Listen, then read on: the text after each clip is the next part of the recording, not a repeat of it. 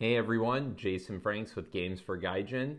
I've finally finished editing my Tokyo Game Market 2018 fall video. I know the show was almost 4 weeks ago, but between work and all the footage and pictures I took, as well as all the time I've been spending playing my new games, I've definitely procrastinated getting this video together. I'm doing things a little different this time. I'm just putting everything together in one big video. And I wanted to kick it off just talking about a little bit of my thoughts and highlights and trends that I noticed from this past month's show. So first, let's start off with the 6 games I ended up buying for myself at Tokyo Game Market. So I picked up Analog Lunchbox's Airship City, which I've already gotten one playthrough in, and it is fantastic. I picked up Okazu Brand's Yokohama Duel, the 1-2-player game I allowed myself to purchase. I picked up Formosa Forces Mini World War II, which I've discussed a little bit previously. I actually got this before Game Market, but since it debuted in Japan at this convention, I wanted to include it. I got Boom Boom Games' re-release of Okazu Brand's String Railway. This is officially the 4th edition of the game, and it is gorgeous. Just an absolute blast to play.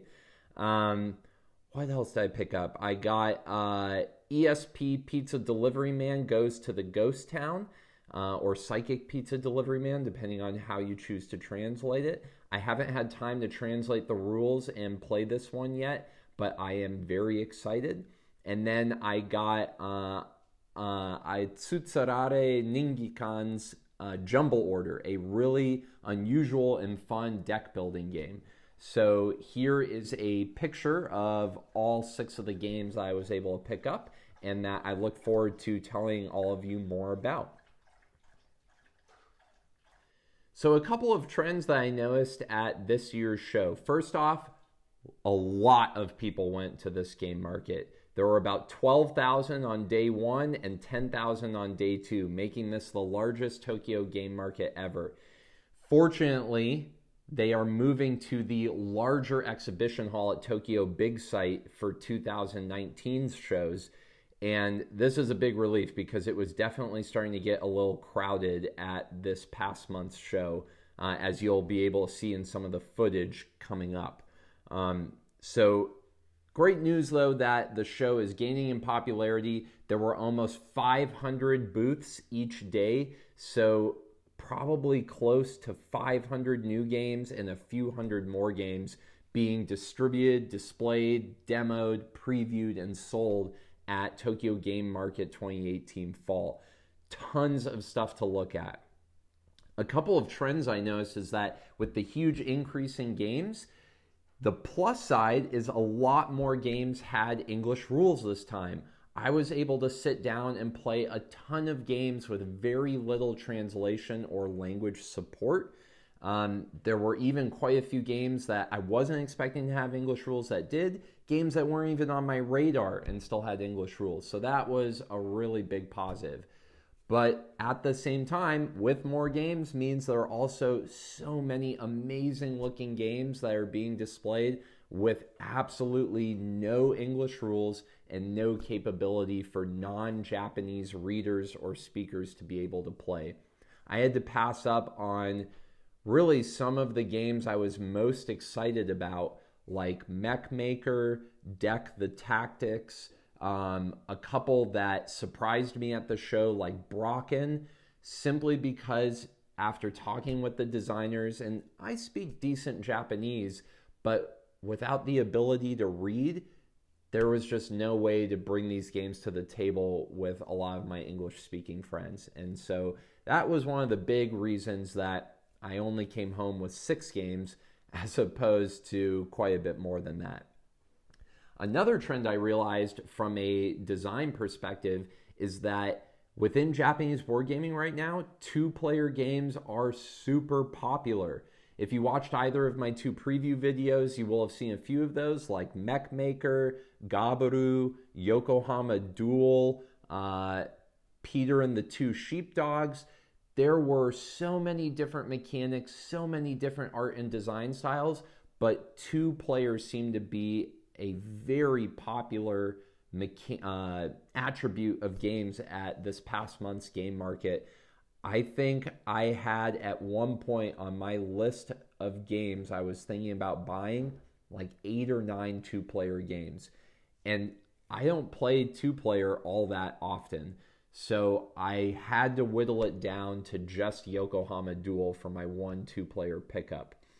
Fortunately, a couple of my friends that I went with picked up some 2-player games. I'm going to show you Mr. Sneaky in the video ahead. Another game that totally surprised me was one called Vooghex, which is a lane control tug-of-war style of game that is one of the best 2-player games I've played in quite a long time. So that was definitely one of the popular trends this year. Another popular trend, as you can see from the 6 games I chose to pick up, is that heavier games are slowly catching on more and more in Japanese board game design. Airship City is not your mother's worker placement game. This is a heavy, intensive, long worker placement game, but still super accessible for, let's say, board gamers new to the hobby. Jumble Order is one of the more complex deck builders that I've ever played. Mini World War II, even though it's a light war game, it's still a war game.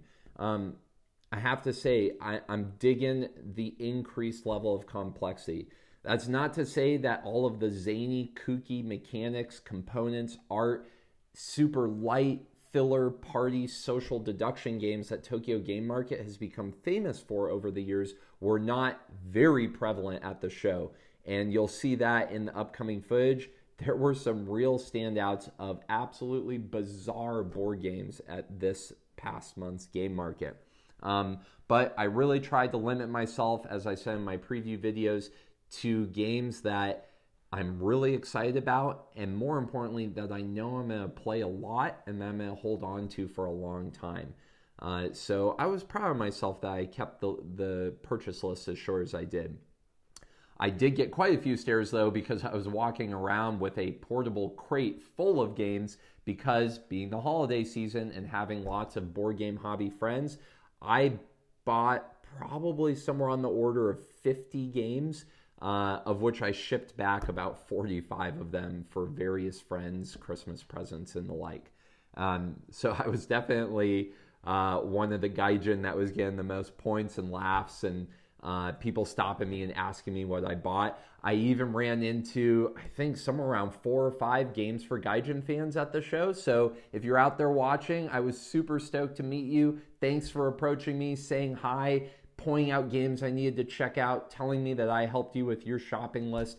It was an absolute pleasure to meet every single one of you, and I hope we can sit down and play some of our game market finds sooner rather than later. Let's see, what other trends did I notice about the show this year? There were, again, a lot of Western and European games getting translated into Japanese.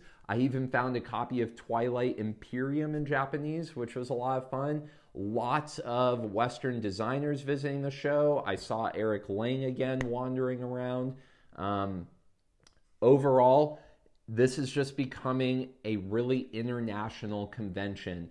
Graham, we're not on the tier of Essen and Spiel or Gen Con, maybe not even PAX Unplugged yet, but Tokyo Game Market just has a great flavor of its own, and I'm really excited for them to move into a larger space next year, because one of the things that was really inhibiting this show was that due to the popularity, if you didn't get one of the A or B booths, which were for large publishers and designers, they only lotteried off a single day of the show for everybody in booths C through J, meaning that a lot of designers had to go through all the trouble of packing up and shipping all their games for only one day of the convention.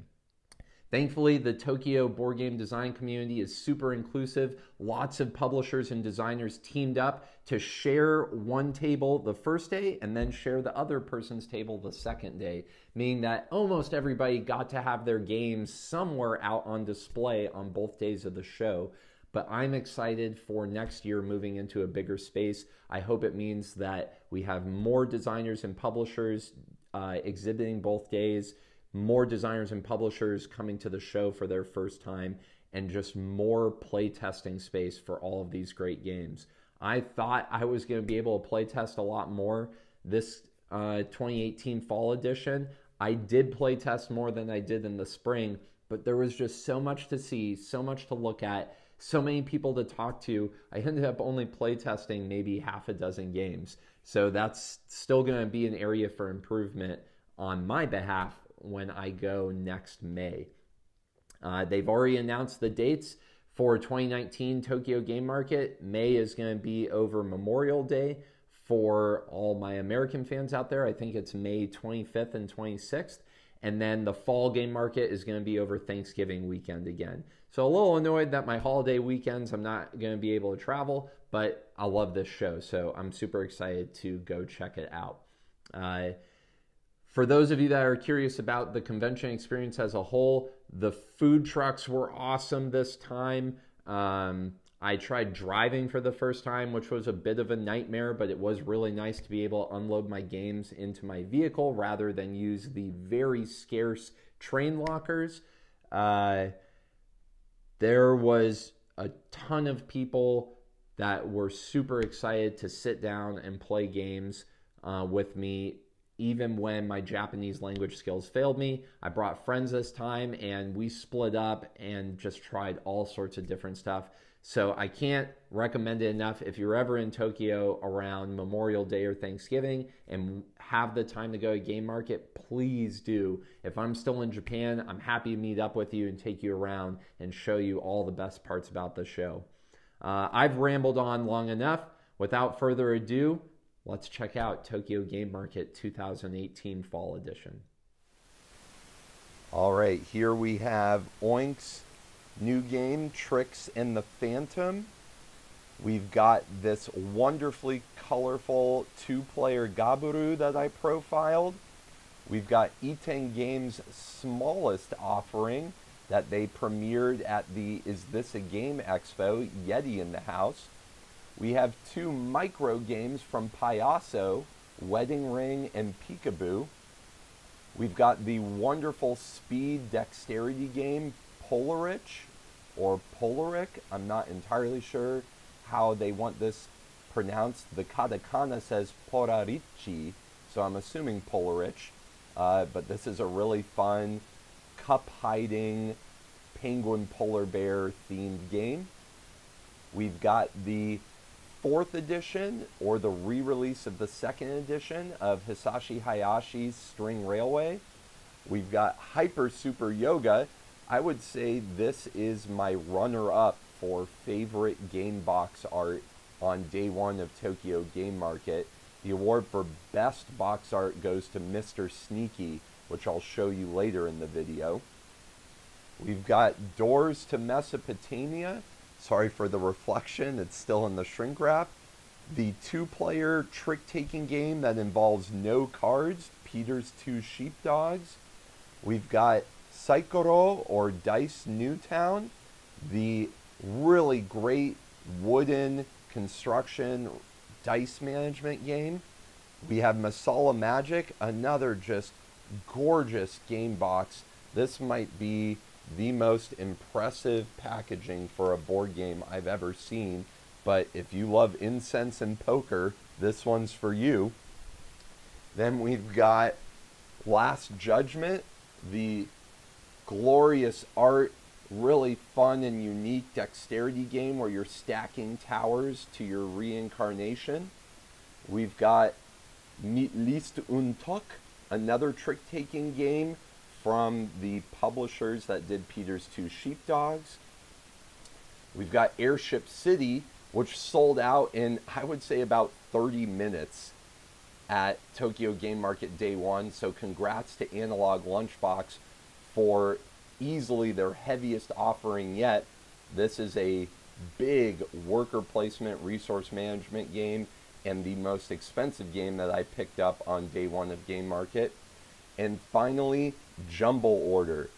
This is a deck builder from the creator of Sweet Stack, and I am just so excited to get this one to the table. I cannot wait.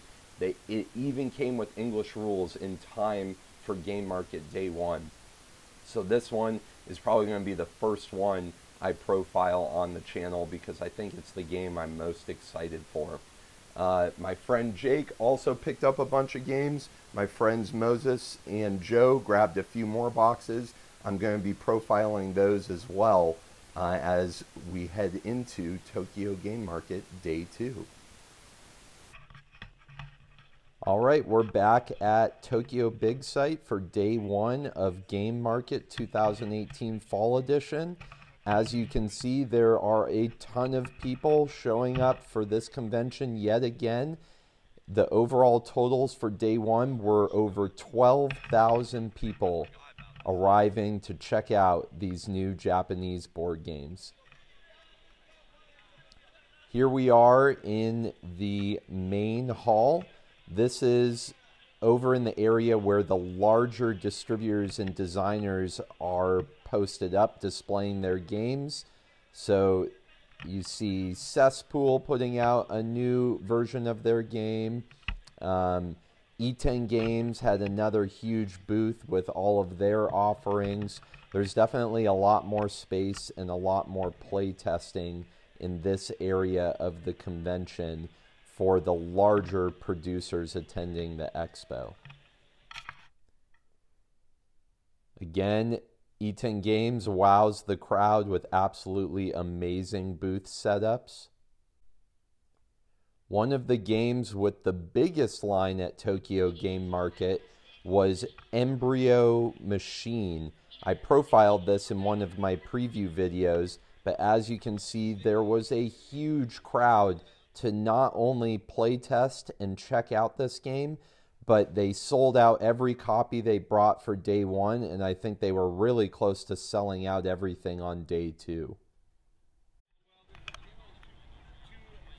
There were quite a few tabletop features at this expo. This one here was from China. This was more of a promo that they were demoing, but they were planning to release finalized versions within the next several months. You can tell it's a mech-based combat tape. Here you can get a little appreciation for how big the expo hall is, how crowded it was, how many people were pouring in and out of this convention on Day 1. Delight Works had an absolutely huge booth set up at Game Market on Day 1 with a bunch of original and anime-inspired board game content, to include some really cool miniatures from the Fate series of anime.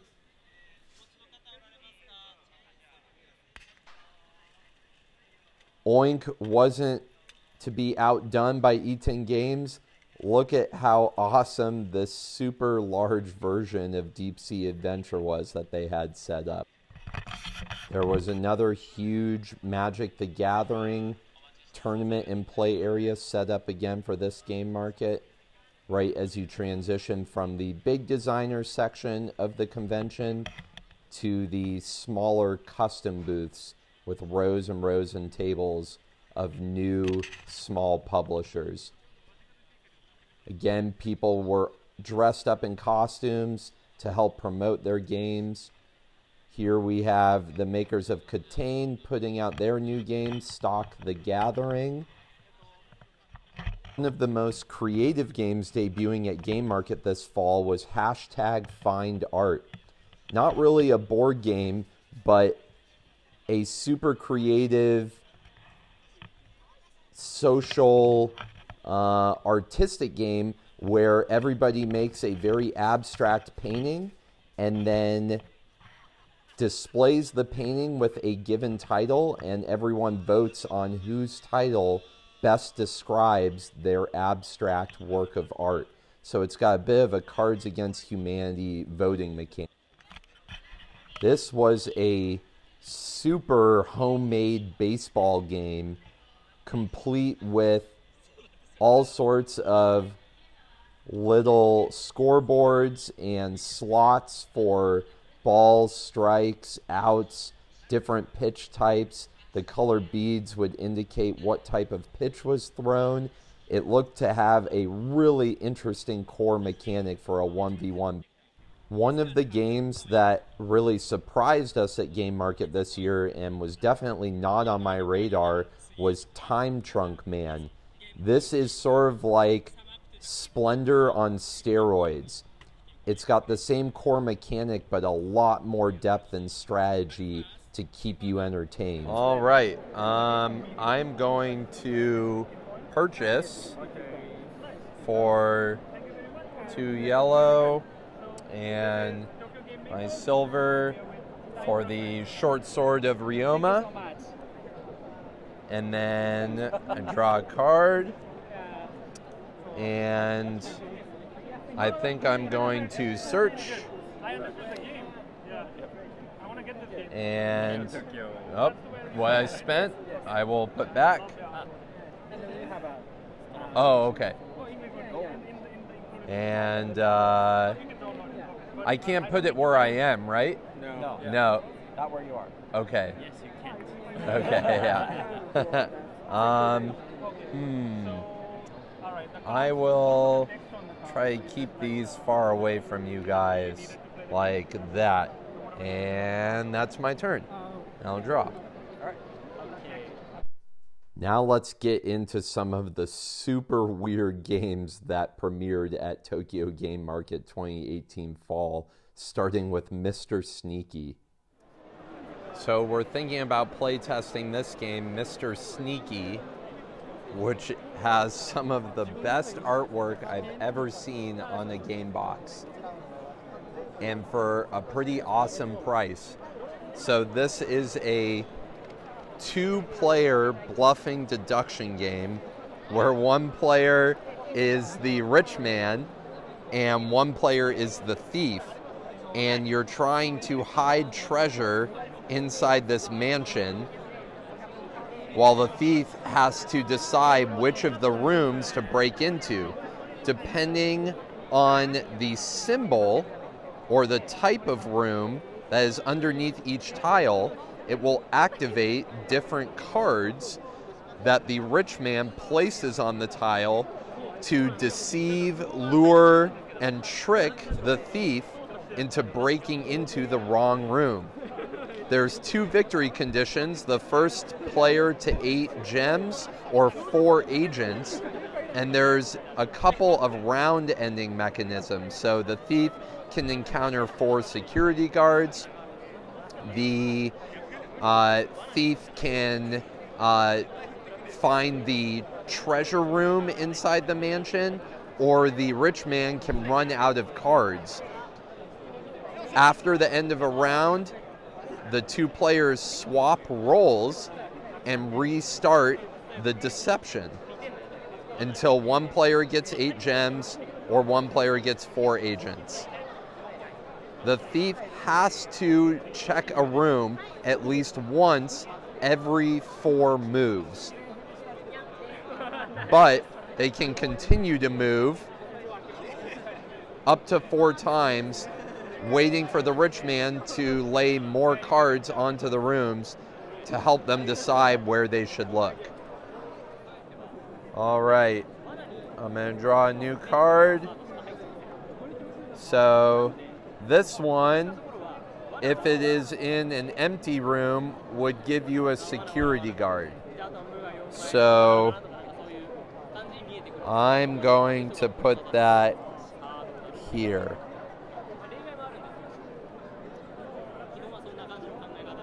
And I'll search it. Okay, he's searching this room. Oh, trap. Possible. 3 security guards. All right, I flip another. Never be a burglar. No. All right, this gives a thief a security guard if it's in a trap room. So I'll go here. I'll go here and I'll search. All right. Flip it over. Treasure room. Treasure room. Treasure room. So that gets discarded because it's the wrong symbol. And you have 3 security guards, so you get 1 gem for that. Now, you found the treasure room, so that's the end of the game round. Okay. So now we reset the board and we switch roles. Okay. All right, I'm playing as the thief now. So that room will give me a security guard if it's a trap room. So I really don't want to go there, or maybe he's bluffing me. I'm going to search this room. God, I hope this is not a trap room. Oh, God.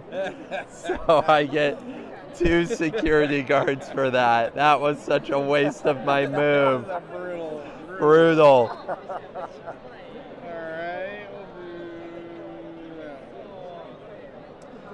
All right, I'm going to move here.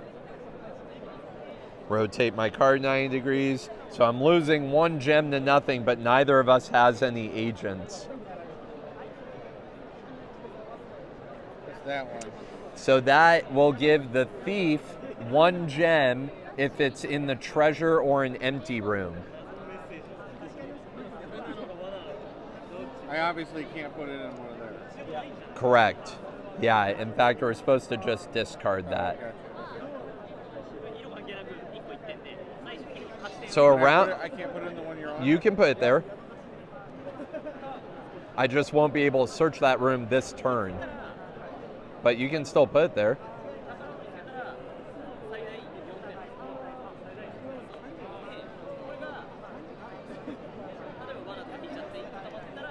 Oh, okay.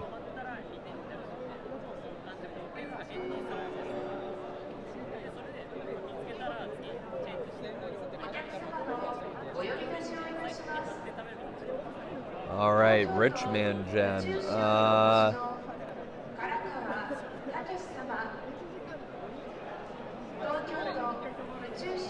So that gives 2 gems to the thief in a yellow empty room or the treasure room.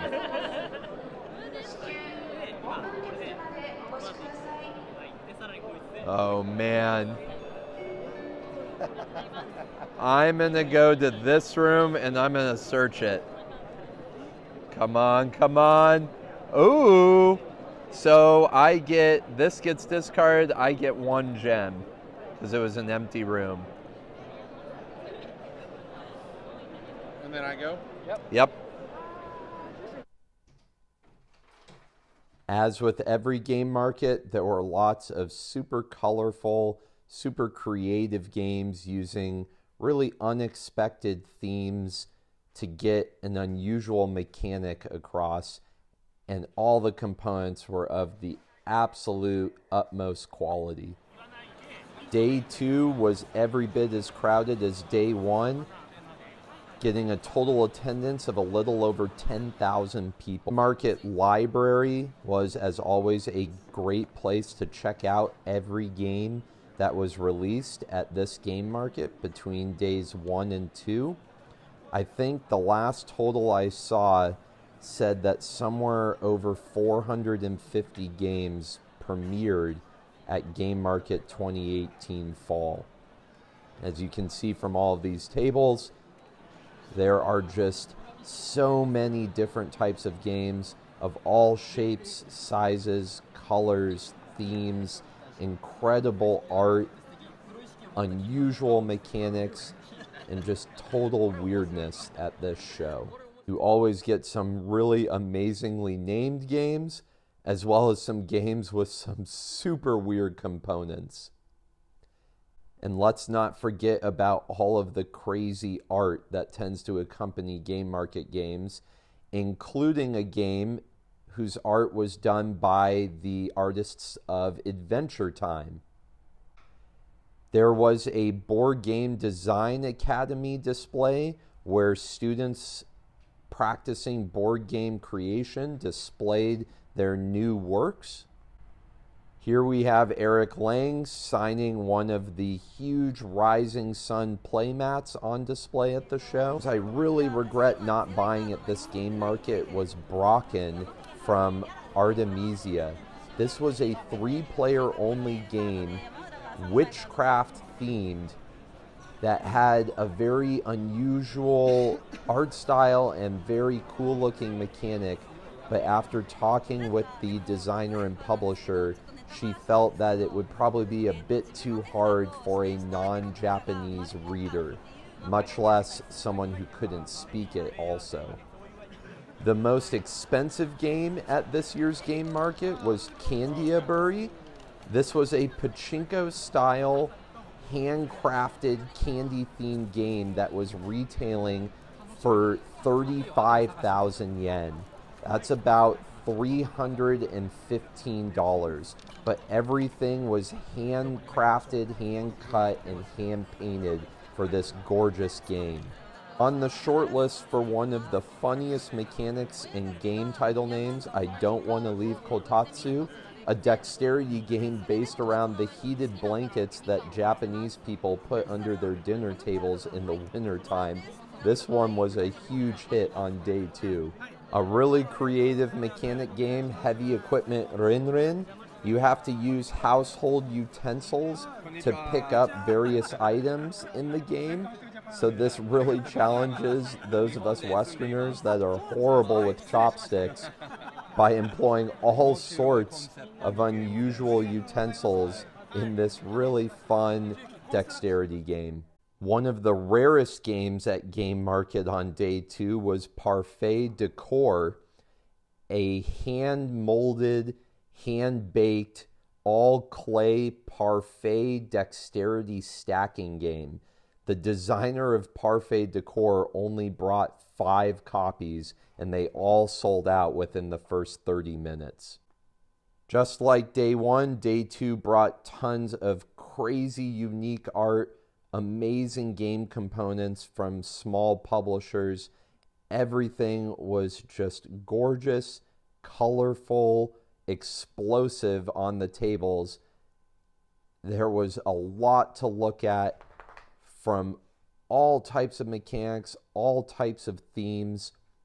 The quality of the games from small publishers just continued to grow on day 2 of Game Market. There were quite a few games that definitely caught my eye. War games with really great mechanics, colors, and themes. And games that I was super interested from all the previews going up before the show, like Deck the Tactics.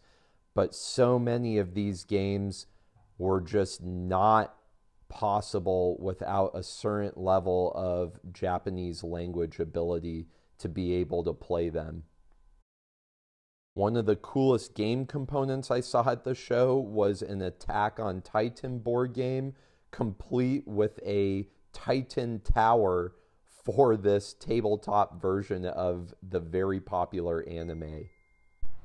One of the things that Game Market 2018 Fall did way better than the spring show was the absolutely incredible performances and displays that the big booths set up to market their games. From instruction videos at the Oink stand to audience participation in giant versions of popular dexterity games to super weird costume-driven, crime-themed, mafia-type interactions all across the show. Enjoy these next 3 videos because they are very fun and very weird.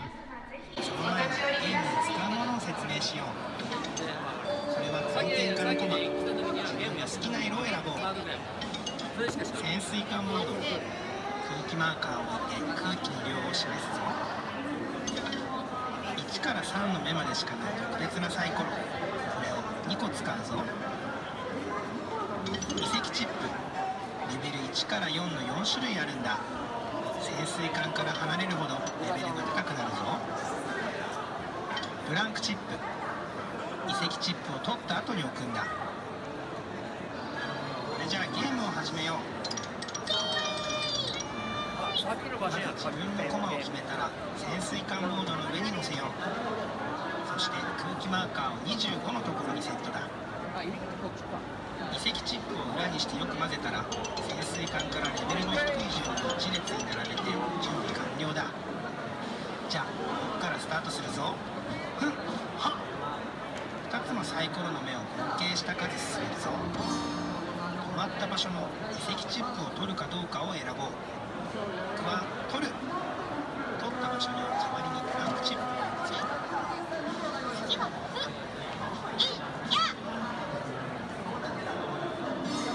前に人がいたらそのマスは数えないでスキップして進めるぞ。遺跡チップいただきます。では行きましょう。よーいスタート。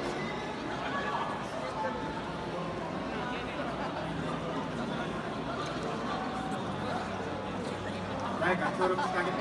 脚立を押さえておいてあげてくださいね。手札も渡してあげてくださいね。震えてますね。いけるのか。いけるのか。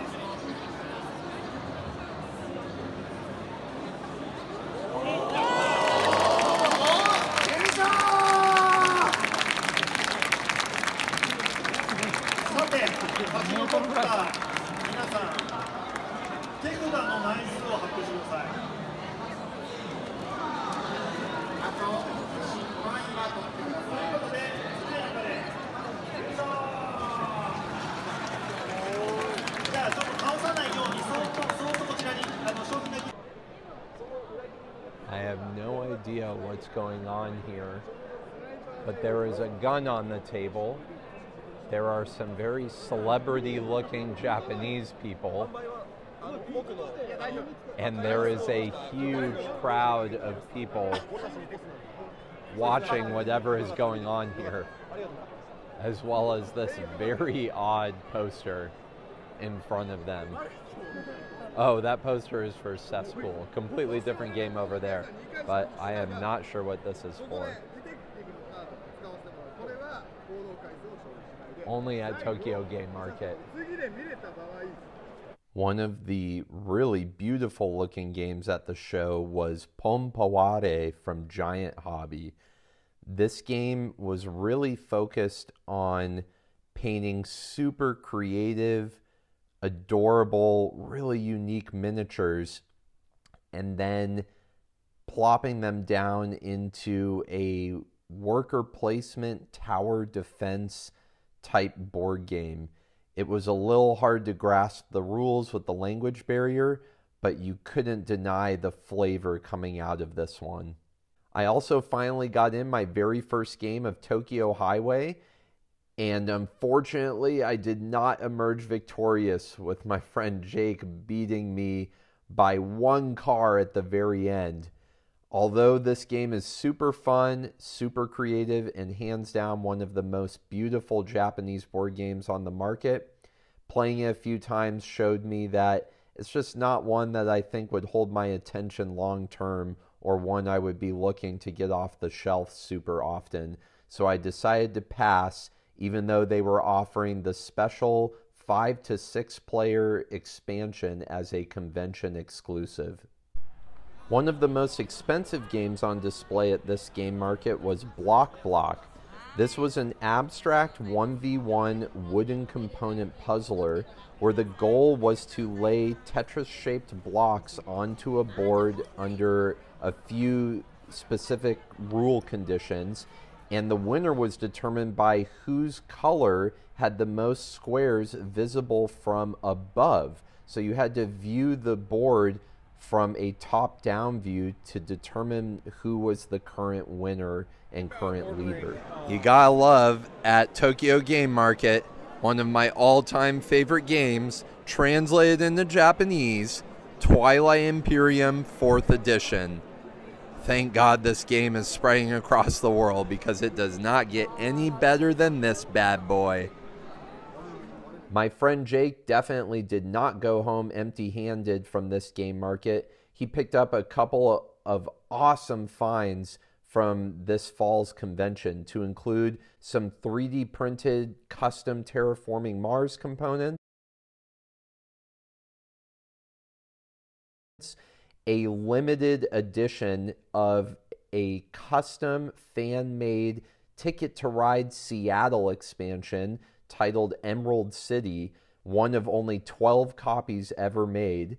He picked up 2 expansions to the popular Sakura Arms title from Baka Fire, as well as a host of other really interesting Taiwanese and Japanese games that were on display at the convention.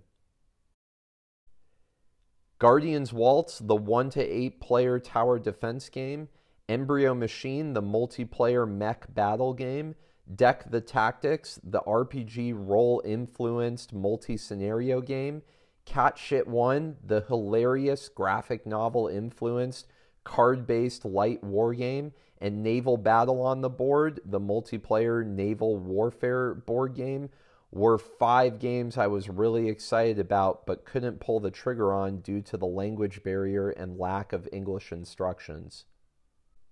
Peter and the Two Sheepdogs, Cubism, and Gaburu were 3 of the 2-player games I was really excited about, but ended up deciding to pass on due to the fact that I just don't get enough 2-player games to the table, and I decided to go with Yokohama Duel this time. Forwarder of Xanadu from Manifest Destiny sadly did not make the show due to some mix-ups with the manufacturing process. So this one I'm going to have to look out for in stores or at future conventions. Masala Magic, although hands down the most gorgeous board game at Game Market this time, was just a little too weird and not something I thought I would get to the table often enough. Escape the Universe was very reasonably priced, cooperative, and was very cute looking, but looked a little too light for my tastes. And Psychometrer, being an augmented reality game entirely in Japanese, was really just fun to look at and try out, but not something I could bring home with me. All right, so that was my 2 days at Tokyo Game Market. I know the coverage was all over the place. Half the time I had to remind myself to even turn one of my cameras on because I was just so distracted by this display, play testing this game, talking to this designer, buying a huge stack of games. So I know there was probably more you wanted to see, and I just got to try to get even more of it next time I go to Game Market. Yeah, this time with probably close to 500 games displayed at the show, I had a list of close to 50 that I wanted to check out. I narrowed that list down to around 20 that I was seriously considering. Ended up taking home 6 games. There's just some really high quality products coming out there. And I want to say kudos to everybody helping to discover, explore, market, and advertise board games from Japan and all across Asia that I've met through Tokyo Game Market and through this channel, fellow enthusiasts. Please continue to help John Power over at Board Game Geek out in getting more Japanese board games added to Board Game Geek's database. If you're translating rules like I am, make sure you're uploading those onto the game pages. It's got to be a community effort to help the States and Europe realize how many games they're missing out on over here in East Asia, specifically in Japan. With that, I'll see all of you next time, and I gotta get back to playing some of these new games. Take care.